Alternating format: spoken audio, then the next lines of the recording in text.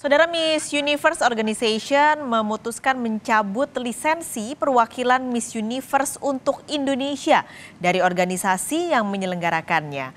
Keputusan ini merupakan imbas dari kasus dugaan pelecehan seksual dalam ajang Miss Universe Indonesia.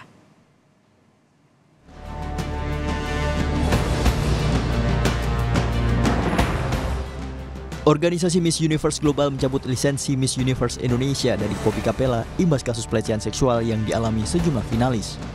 Tindakan ini otomatis membuat PT Capella Swastika karya milik Poppy Capella tidak lagi memegang lisensi Miss Universe di Indonesia.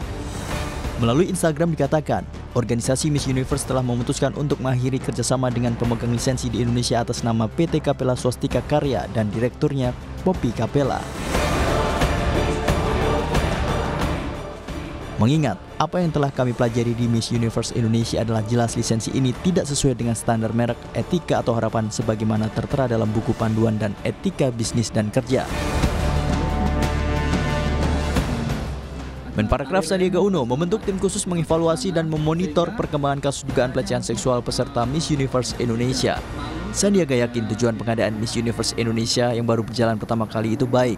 Namun yang menjadi catatan penting adalah justru saat penyelenggaraannya harus diperhatikan agar tidak terjadi penyimpangan. Sekarang karena proses hukumnya sudah berjalan, maka proses hukum yang harus kita hormati. Tapi kita sudah menyiapkan tim khusus untuk memonitor dan mengevaluasi. Nah, kita yakin bahwa semuanya niatnya baik. Tapi mungkin dalam penyelenggaraan, dalam SOP sama seperti kita menyelenggarakan tadi di Lamongan ada Ya dan Yu. Di Jakarta ada Abang dan None. Ini kuncinya di eksekusi di lapangan yang harus berkearifan lokal. Penyelidikan kasus dugaan pelecehan seksual dalam kontes Miss Universe Indonesia terus berjalan. Penyidik telah memeriksa tempat kejadian perkara. Dari hasil sementara, penyidik memeriksa sejumlah kamera pemantau CCTV di lokasi tempat terjadinya dugaan pelecehan seksual peserta Miss Universe Indonesia. Dan hasil pengecekan TKP juga ternyata di sana ada CCTV.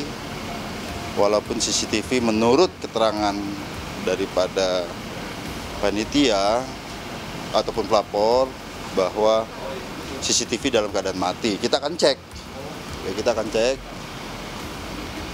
Oleh karenanya dalam waktu dekat kita akan periksa korban dulu. Kemudian pelapor kita akan periksa. Apabila ini memenuhi delik ataupun perbuatan pidana tentunya akan kita tindak lanjuti sampai menemukan siapa tersangkanya. Sebelumnya, panitia penyelenggara mengatakan rekaman di sekitar lokasi dalam keadaan mati.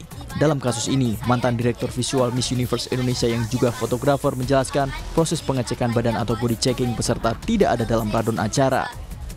Kalau menolak nanti akan didiskualifikasi atau mungkin dikurangi nilainya, karena ini yang memotret ini juga punya jabatan yang sangat tinggi, ya langsung di bawahnya ownernya gitu. Jadi tapi yang jelas kita berdua sih tidak tahu ya soal masalah ini karena di rundown pun tidak ada jadwal body checking. Kita jadi juga nggak ada di lokasi gitu. Yang memotret adalah perempuan.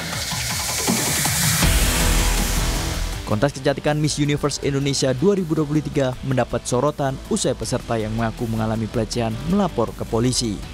Tim Liputan, Kompas TV.